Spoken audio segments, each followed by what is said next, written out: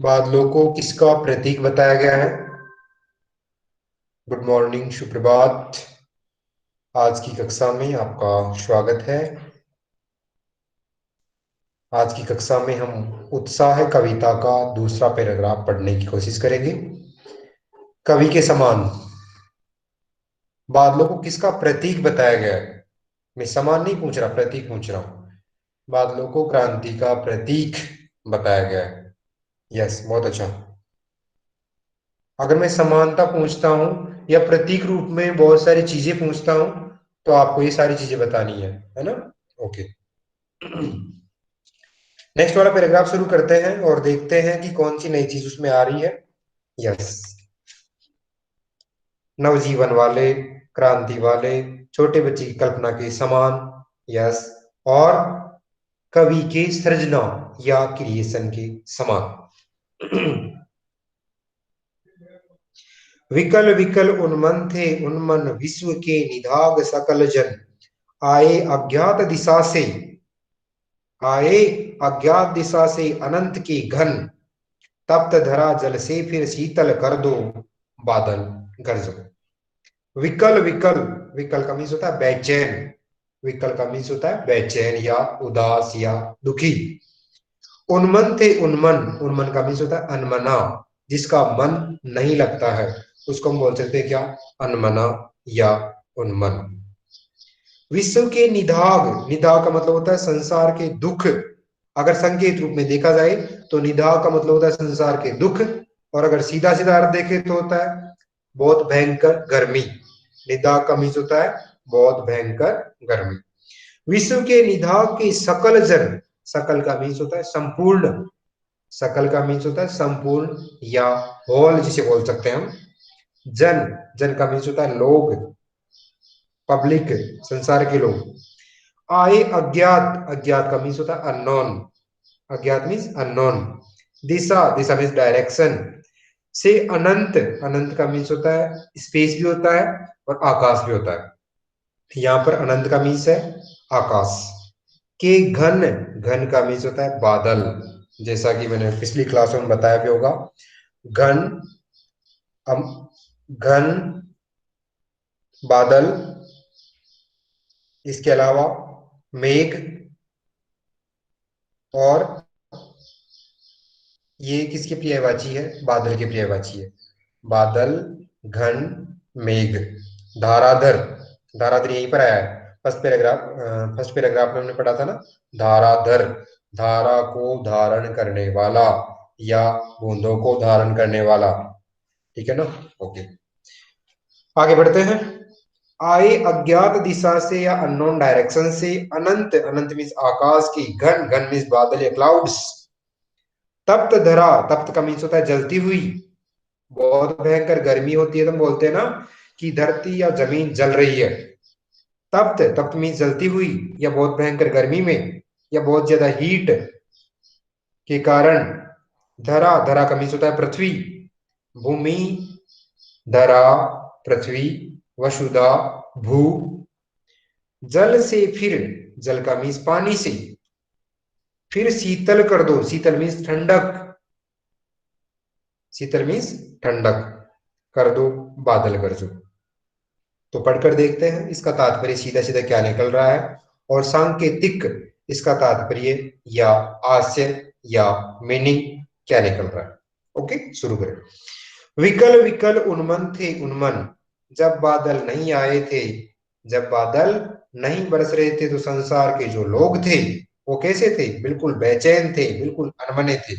क्यों? क्योंकि पानी के बिना तो सूखा ही सूखा रहेगा ना, न पेड़ पौधे हरे रहेंगे, न प्रकृति में ठंडक रहेगी, है ना? जमीन बिल्कुल जलती रहेगी या गर्म रहेगी, और गर्मी बहुत ज्यादा बढ़ जाएगी। आम जनता पानी के कारण त्रस्त हो जाएगी, लोग बहुत ज्यादा परेशान हो जाएंगे। तो विकल विकल, विकल मीन्स लोग कैसे हो रहे थे? बिल्कुल बेचैन हो रहे थे, बिल्कुल दुखी हो रहे थे। उन्मन थे उन्मन, उन्मन मीन्स अनमने हो रहे थे, है ना? विश्व के निदाग, निदाग मीन्स तपती गर्मी, भयंकर गर्मी के सकल जन, इस पूरे संसार में। सकल, सकल मीन्स पूरा, जन, जन मीन्स लोगों के संसार में। क्या छाई हुई थी? तपती हुई या भयंकर गर्मी छाई हुई थी। कब? जब बादल नहीं आए थे। आए अज्ञात दिशा से अनंत के घन, और जैसे ही अनंत, अनंत मीन्स आकाश से, घन, घन मीन्स बादल या क्लाउड्स, आए अज्ञात दिशा से, अननोन डायरेक्शन से, या अज्ञात दिशा से जैसे ही बादल आए, क्या हुआ? तप्त धरा। तप्त धरा मीन्स जलती हुई धरती, या जिस धरती पर बहुत ज्यादा गर्मी थी, जल से फिर शीतल कर दो उस जमीन को, अपनी माध्यम से, अपने पानी के माध्यम से, अपनी पानी की फुहार के माध्यम से बादलों ने क्या कर दिया? बिल्कुल शीतल कर दिया, बिल्कुल ठंडक प्रदान कर दी। जो लोग प्यासे थे, जो लोग दुखी थे, जो लोग परेशान थे ऐसी गर्मी से, है ना, अनंत जिसका अंत कभी नहीं होता है ना? तो आकाश का कभी अंत होता है क्या? नहीं होता ना। स्पेस का कभी अंत होता है क्या? नहीं, है ना? तो जिस चीजों का हमें ऐसा लगता है ना कि हाँ उसका कोई अंत या लिमिटेशन नहीं दिख रही है, उसको हम अनंत बोल सकते हैं। तो यहाँ पर अनंत का मीन्स क्या है? आकाश। तो तप्त धरा, ऐसी सिचुएशन में जो बादल है वो अनंत दिशा या सॉरी अज्ञात दिशा या अननोन डायरेक्शन से आए, और जो जलती हुई पृथ्वी थी, जो परेशान लोग थे, जो पीड़ित लोग थे, जो प्यासे लोग थे, उनको उन्होंने ठंडक प्रदान की। किसने? बादलों ने। जल से फिर शीतल कर दो, तो यहाँ पर कवि कह रहा है कि बादलों, अपनी अपनी पानी के माध्यम से, अपनी फुहार के माध्यम से, जो लोग दुखी हैं, जो लोग प्यासे हैं, जो लोग पीड़ित हैं, जो लोग प्यासे हैं, उन लोगों को ठंडक प्रदान कर दो, शीतलता प्रदान कर दो। बादल गरजो, इस तरह से बादलों तुम गरज करके क्या कर दो? अपनी गर्जना के माध्यम से पूरे आसमान को घेर लो, और पूरे आसमान में जो गर्मी, जो सूर्य का ताप जो फैला हुआ है, उसको खत्म करके सूर्य जमीन पर क्या कर दो? छाया कर दो।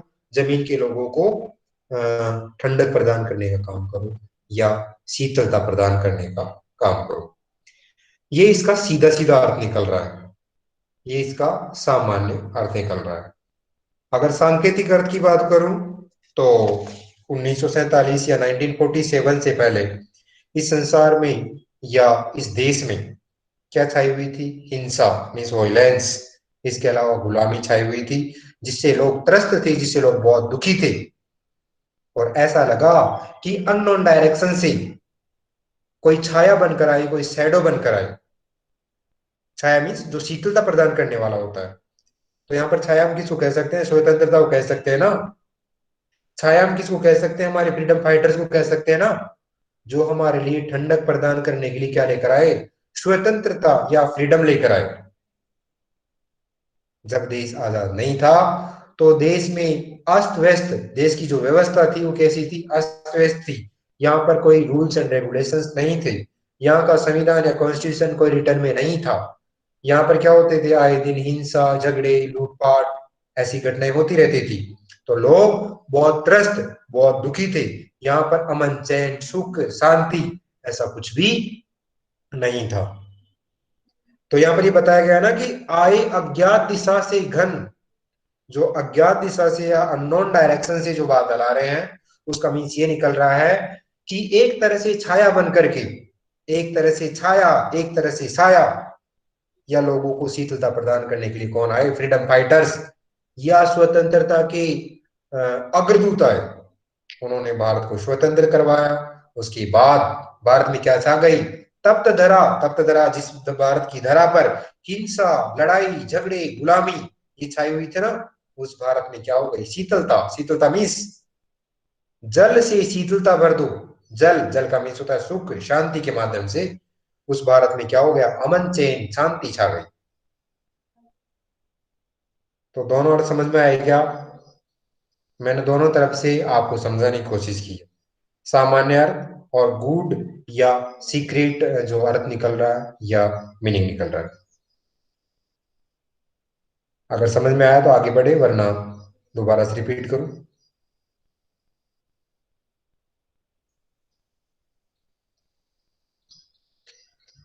रिप्लाई आना चाहिए, yes no.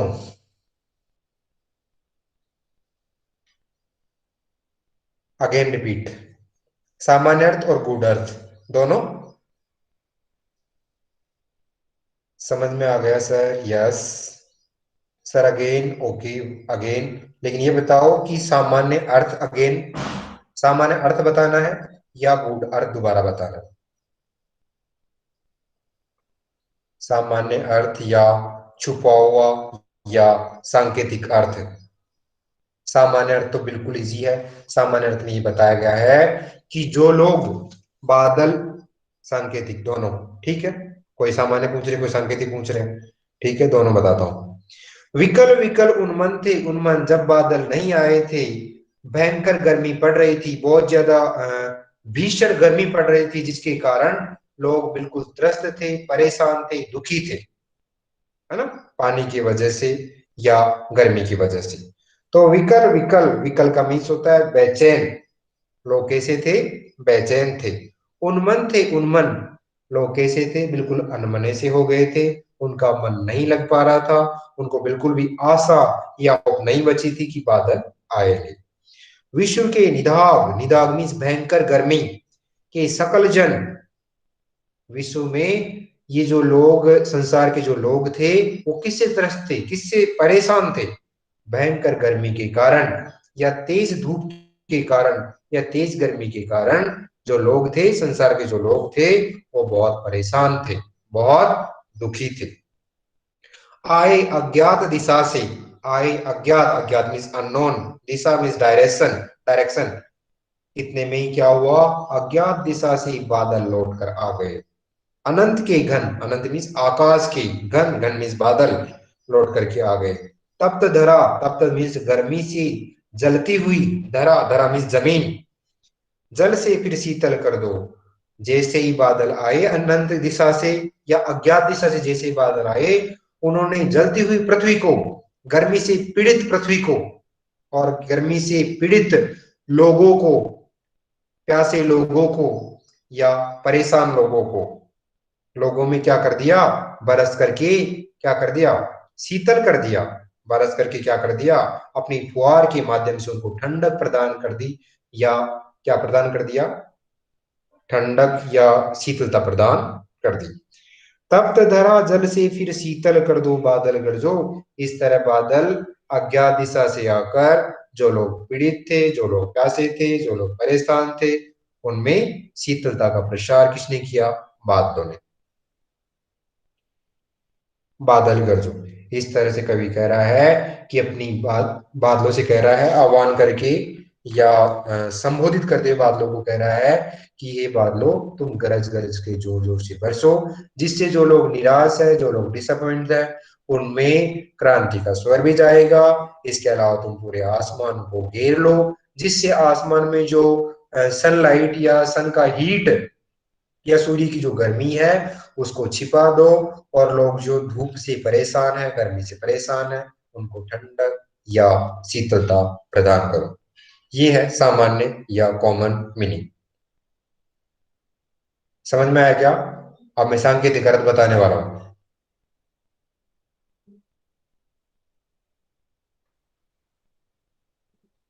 Yes sir, okay, ठीक है। सांकेतिक अर्थ बताता हूँ, अगर फिर भी समझ में ना आए, वीडियो को 2 बार 3 बार जितना बार देखना चाहो देख लेना। ओके, ठीक है। जो इसका गूढ़ अर्थ है, गूढ़ अर्थ ये है कि 1947 से पहले यानी 1947 से पहले, जब हमारा देश गुलाम था, उस समय हमारे देश में कोई भी रिटर्न में कोई रूल्स एंड रेगुलेशंस नहीं थे, कोई हमारे फंडामेंटल राइट्स नहीं थे, कोई हमारी फंडामेंटल ड्यूटीज नहीं थी, है ना, कुछ भी रिटर्न में नहीं था। सो क्या चलता था? अराजकता चलती थी।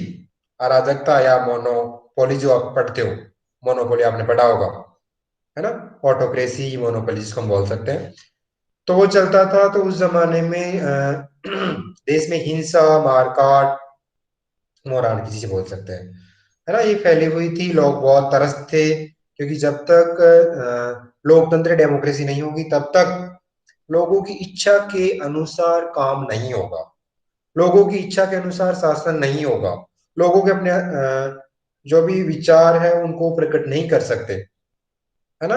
तो इसीलिए लोग बहुत दुखी थे, बहुत त्रस्त थे, हिंसा या वायलेंस से बहुत पीड़ित थे, लड़ाई झगड़ों से बहुत पीड़ित थे, धार्मिक अंधविश्वास भेदभाव, बहुत सारी ऐसी भावनाएं थी, ऐसी बुराइयां थी जिनसे लोग बहुत दुखी थे या पीड़ित थे। इतने में साया बन करके आया या छाया बन करके आए कौन? हमारे फ्रीडम फाइटर्स, हमारे देश की स्वतंत्रता सेनानी और हमारी स्वतंत्रता, जिसके कारण लोगों को क्या मिल गया? एक तरह से शीतलता मिल गई। शीतलता मिल गई मीन्स शांति, सुख, चैन, अमन, ये सब मिल गया और लोग हंसी खुशी रहने लग गए। ये इसका गूढ़ अर्थ निकल रहा है। क्या गूढ़ अर्थ या सांकेतिक अर्थ या सीक्रेट जो मीनिंग छुपा हुआ था, या जिसको हम बोल सकते हैं सिंबल में जो अर्थ निकल रहा है, वो मैंने आपको बताने का प्रयास किया। अभी भी समझ में आया नहीं आया? सूर्यकांत त्रिपाठी निराला जो है, उन्होंने जो कविताएं लिखी है वो 1947 यानी 1947 से पहले कविताएं लिखी है, और लोगों को जागरूक करने के लिए, लोगों को अवेयर करने के लिए, अपनी आजादी के मूल्य या वैल्यू को समझने के लिए उन्होंने कविताएं लिखी है। तो ये कविता भी एक ऐसी ही कविता है। ठीक है बच्चों, अगली क्लास में फिर मिलते हैं और पढ़ते हैं फाल्गुन के बारे में, कि फाल्गुन का कितना महत्व रहता है, कितना इंपॉर्टेंस रहता है। फाल्गुन मीन्स स्प्रिंग सीजन, और उससे प्रकृति कितनी निराली हो जाती है, उसका कितना अपना इंपॉर्टेंस है, वो मिलते हैं नेक्स्ट क्लास में और पढ़ते हैं नेक्स्ट क्लास में। ठीक है बच्चों, तब तक के लिए बाय बाय।